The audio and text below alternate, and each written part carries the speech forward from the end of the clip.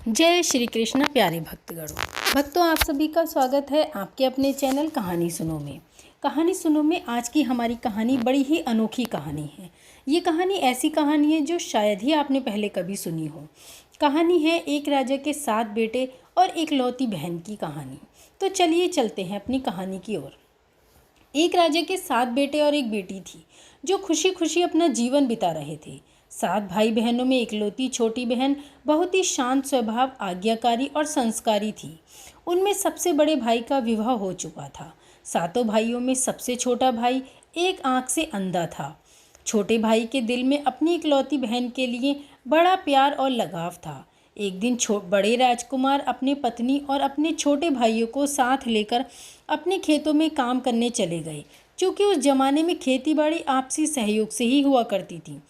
सभी लोग खेतों में काम करने जाने से पहले अपनी छोटी बहन को खाना बनाने का आदेश देकर ही घर से निकलते हैं।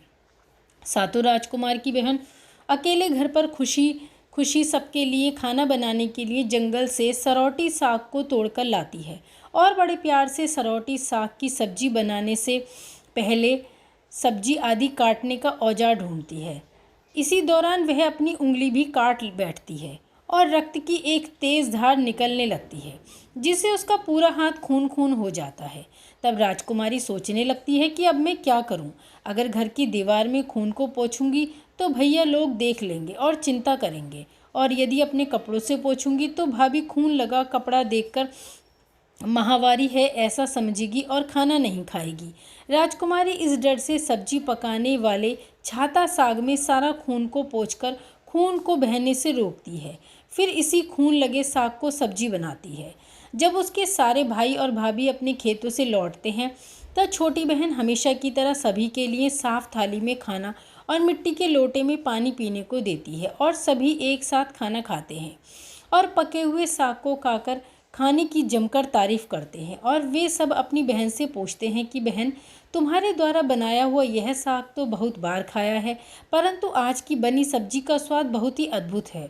बताओ ना, कैसे और क्या क्या मिलाकर बनाई इतनी स्वादिष्ट सब्जी। पहले तो राजकुमारी डर से सहम गई, फिर कहीं भाइयों को पता न चल जाए कि मेरे हाथ की उंगली कट गई है। वह थोड़ा सोचकर बोलती है, कुछ नहीं भैया, जैसे हमेशा की तरह सब्जी पकाती हूँ वैसे ही तो बनाई है।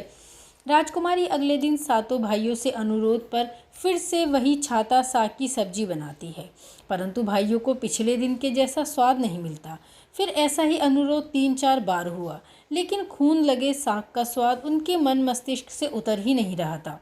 असलियत जानने की जिज्ञासावश सातों भाई और भाभी ने उससे उस दिन के खाना बनाने का तरीका जानने का जिद करने लगे। मजबूरन राजकुमारी को सारी घटना बतानी पड़ी। सच्चाई मालूम होने पर पांचवा भाई, जो बहुत ही लालची किस्म का था, उसके बाकी भाइयों से कहा कि बहन का खून इतना स्वादिष्ट लगा तो इसका मांस कितना स्वादिष्ट होगा। यह बोलकर सभी भाइयों के बीच चर्चा करने लगता है। सबसे छोटे भाई को छोड़कर बाकी भाइयों ने राजकुमारी को मारकर उसका मांस खाने को राजी हो गए थे। मांस खाने की सोचकर उन सभी के मुंह से लार टपकने लगी। भाइयों के मन में स्वादिष्ट खाना खाने के लिए वे इतना लालची बन गए, इसका आभास राजकुमारी को हो गया कि किस प्रकार उसके भाई उसका मांस खाने की लालसा रखते हैं। एक दिन सातों भाई शिकार खेलने के बहाने राजकुमारी को लेकर घने जंगल में लेकर जाते हैं, जहां पूर्व से निर्मित 4 केंद्र के वृक्षों पर बने मचान के नीचे पहुंचते हैं, जिस पर अपनी बहन को यह झूठ बोलकर चढ़ने के लिए बोलते हैं कि इस मचान पर जंगली जानवर तुम पर हमला नहीं करेंगे। इस प्रकार सातों भाई बहन को मचान पर बैठाकर अपना अपना धनुष लेकर शिकार करने का ढोंग करके चले जाते हैं। तब राजकुमारी को पूरा आभास हो चुका था कि आज उसका आखिरी दिन है, लेकिन वह चाहती थी कि उनके भाइयों की इच्छा पूर्ण हो, इसलिए भी वह मचान में जाकर बैठ गई। फिर सभी भाई केंद्र के वृक्ष पर बने मचान से कुछ दूरी पर स्थित छोटा पहाड़ पर अपने अपने धनुष बाण के साथ पहुंचते हैं और एक चट्टान पर बारी बारी से अपने बाणों को तेज धार प्रदान करते हैं। टोंगरी के ऊपर सबसे पहले बड़ा भाई अपने तीर को चट्टान में धार करता है और अपनी बहन पर धनुष से निशाना लगाकर तीर छोड़ता है।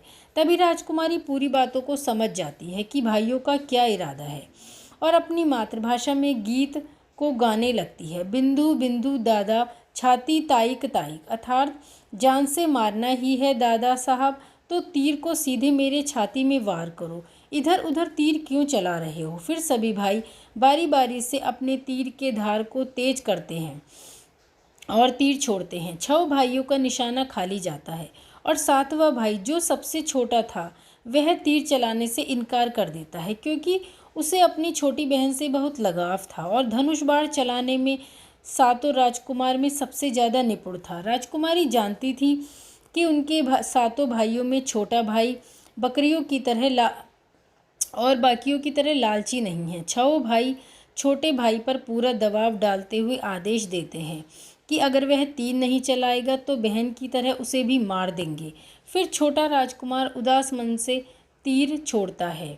तीर को थोड़ा ही धार कर दूसरी दिशा में तीर छोड़ता है और तीर को धीरे से छोड़ता है। राजकुमारी हर बार की तरह इस बार भी वही गीत गाती है, बिंदु बिंदु दादा छाती ताइक ताइक। इतने में छोटे भाई का तीर सीधे राजकुमारी के सीने को भेद देता है और राजकुमारी की आत्मा शरीर से अलग हो जाती है और उसकी आत्मा उसी स्थान पर भटकने लगती है।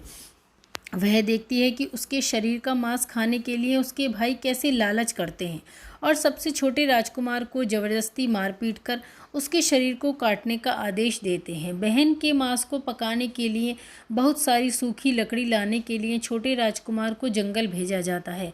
छोटा भाई जंगल में खोज खोज कर ढेर सारी लकड़ियाँ जमा करता है और सोचता है कैसे इतना सारा लकड़ी को ले जाऊंगा। दादा जो रस्सी दिए हैं वो भी 60 टुकड़ों में दिए हैं, उन्हें जोड़ने पर भी यह रस्सी इन लकड़ियों को नहीं बांध पाएगी। देर होने के डर से राजकुमार उदास होकर रोने लगता है और उसके आंखों से आंसू धरती में गिरने लगते हैं। वह अपनी बहन को याद करके रो ही रहा था, तभी एक नाग देवता वहां आते हैं और पूछते हैं, क्यों रो रहे हो राजकुमार। वह इधर उधर देखता है किंतु कोई भी नजर नहीं आता। फिर राजकुमार को नाग देवता दिखते हैं और राजकुमार नाग देवता को अपनी पूरी आपबीती सुनाते हैं। फिर नाग देवता उससे कहते हैं कि मैं लकड़ी में रस्सी की भांति लिपट जाता हूँ और तुम जैसे ही लकड़ी वहाँ रखोगे तो मैं धीरे से निकल जाऊँगा।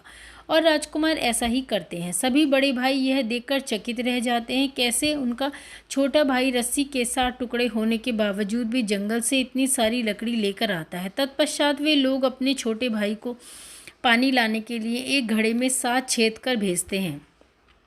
छोटा राजकुमार पानी लाने के लिए एक डांडी में जाता है और घड़े में पानी भरता है, परंतु उसमें छेद होने के कारण वहाँ सारा पानी गिर जाता है और राजकुमार वहीं बैठकर सोच सोच कर रोने लगता है कि बिना पानी के वापस जाऊंगा तो बड़े भैया मारेंगे। यह सारी घटना को दाढ़ी के मेंढक, केकड़ा और मछली सुनकर रो रहे थे और वे तीनों राजकुमार को रोता देखकर पूछते हैं कि क्यों रो रहे हो। फिर राजकुमार उन्हें अपनी आपबीती बताता है और कहता है कि मैं अपनी प्यारी बहन के शरीर का मांस कैसे खा सकता हूँ, नहीं खाऊंगा तो भैया लोग मारेंगे। तब मेंढक कहता है, तुम परेशान मत हो, हम सब मेंढक घड़े के छेद से चिपक जाते हैं। फिर मछली और केकड़ा बोलते हैं कि तुम हमें लेकर चलो, तुम्हारे भाई जब राजकुमारी के मांस को खाएंगे तब तुम मछली को खाना और जब वे हड्डी को खाएंगे तब तुम केकड़ा को खाना, बड़े भाइयों को शक नहीं होगा। फिर राजकुमार ने बिल्कुल वैसा ही किया जैसे केकड़े और मछली ने कहा था। रात को जब राजकुमारी का पका हुआ मांस खाने के लिए परोसा गया तब बड़े भाइयों से छुपाकर वह मांस को दीमक के टीले में डाल देता है और समय बीतने पर वह मांस का एक झुंड उगता है। इस घटना के वर्षों बाद एक भीख मांगने वाला जोगी उसी बसौंदा के पास से गुजर रहा था और वह सुंदर सुंदर बांस के बुदा को देखकर सोचता है कि अगर इतने सुंदर बांस से केंद्रा बनाया जाए तो कितना सुरीली धुन निकालेगा। उसी क्षण बांस से आवाज़ आती है, ना काट काट रे जोगी, ई तो लागे भैया रोपल बांस। जोगी फिर भी बांस को काटता है। इस उद्देश्य से एक मोटा बांस का टुकड़ा काट कर ले जाता है कि इस बांस की आवाज़ इतनी सुंदर है, यदि केंद्रा बजाएंगे तो कितनी मधुर आवाज़ निकालेगा। और जोगी इस मांस से एक सुंदर केंद्रा का निर्माण करता है। इस केंद्रा से इतनी मधुर ध्वनि निकलती है कि जोगी जहाँ जहाँ भी इसे बजाता है वहाँ के लोग मंत्रमुग्ध हो जाते हैं। एक दिन जोगी घूमते घूमते बड़े राजकुमार के घर पहुँचता है और अधिक धन के लालच में जोगी जोर जोर से केंद्रा बजाना शुरू करता है, परंतु इस बार केंद्रा का मीठा सुरीला स्वर कर्कश हो जाता है और जब भी जोगी कुछ नया धुन बजाने की कोशिश करता है बार बार एक ही धुन निकलती है, ना बाज रे केंद्रा ई तो लगो मोर दुश्मन का घर। बार बार यही धुन निकलने पर बड़ा राजकुमार मार पीट कर जोगी को अपने घर से भगा देता है। ऐसे ही घूमते घूमते हर भाई के घर जाता है, लेकिन हर बार की भांति वही धुन ना बाज रे केंद्रा ई लोग तो दुश्मन कर घर बजाता है। यह धुन सुन सारे भाई जोगी को डांट डपट कर भगा देते हैं। अब अंत में जोगी छोटे राजकुमार के घर पहुंचता है।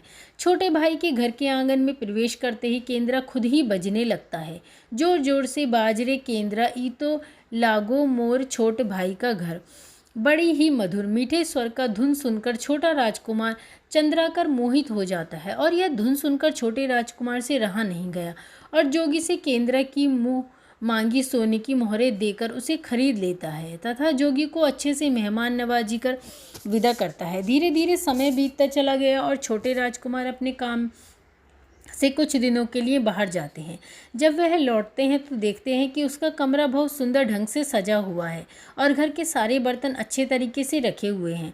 तब छोटा राजकुमार सोचता है कि हमेशा मेरे कमरे की साफ़ सफाई घर के नौकर करते हैं, लेकिन कभी इतना सुंदर नहीं सजाया गया। फिर राजकुमार अपने नौकरों से पूछता है, मेरे कमरे को इतना सुंदर किसने सजाया? नौकरों ने मना करने पर राजकुमार सोचते हैं शायद कोई भाभी आई होगी और मेरे कमरे को सजा कर गई होगी। जब भी राजकुमार घर से बाहर काम के लिए जाते हैं यही घटना उसे हर बार हुई मिलती है और लगातार होने के कारण राजकुमार के मन में जानने की जिज्ञासा उमड़ने लगी कि आखिर मेरे घर को इतना सुंदर ढंग से कौन सजाता है। वह अपनी भाइयों तथा भाभियों से भी पूछता है और वे लोग भी सजावट करने की बात से मना कर देते हैं। एक दिन राजकुमार सच्चाई पता लगाने के लिए किसी काम का बहाना कर बाहर जा रहा था। बोलकर निकलता है और छुपकर पुनः वापस आ जाता है। अपने कमरे में रखे खजूर के गोल मोड़े हुए चटाई के अंदर छुप जाता है। कुछ समय इंतजार के बाद राजकुमार देखते हैं कि एक खूबसूरत सी लड़की केंद्रा से निकलकर कमरे में आती है और सारे कमरे की साफ सफाई कर वापस उसी केंद्र में समा जाती है। यह देखकर राजकुमार की आंखें खुली रह जाती हैं, चूँकि उस लड़की की शक्ल राजकुमार की छोटी बहन जैसी थी। राजकुमार अगले दिन फिर से एक बार छुपकर उसे देखता है और जैसे ही वह सुंदर लड़की पूरे कमरे की साफ सफाई का काम खत्म कर वापस केंद्र में जाने वाली होती है, तब छोटा राजकुमार उसका हाथ पकड़ लेता है और तुरंत केंद्र को जला देते हैं, जिसके बाद वह लड़की हमेशा के लिए मानव रूप में परिवर्तित हो जाती है और दोनों भाई बहन खुशी खुशी अपना जीवन व्यतीत करते हैं। आज भी हर गांव में आषाढ़ी पूजा के दिन बकरा कटता है और पूरे गांव के घरों में प्रसाद स्वरूप बकरे का मांस खाया जाता है और सतबेनी नामक पूजा स्थान पर वही सरौटी साग को चढ़ाया जाता है। तो दोस्तों, कैसी लगी ये 7 भाइयों और बहनों की अजब गजब कहानी अच्छी लगी हो तो लाइक और शेयर ज़रूर कीजिए और ऐसे ही प्रेरणादायक या और भी धार्मिक कहानियों के लिए जुड़े रहिए हमारे साथ। धन्यवाद साथियों।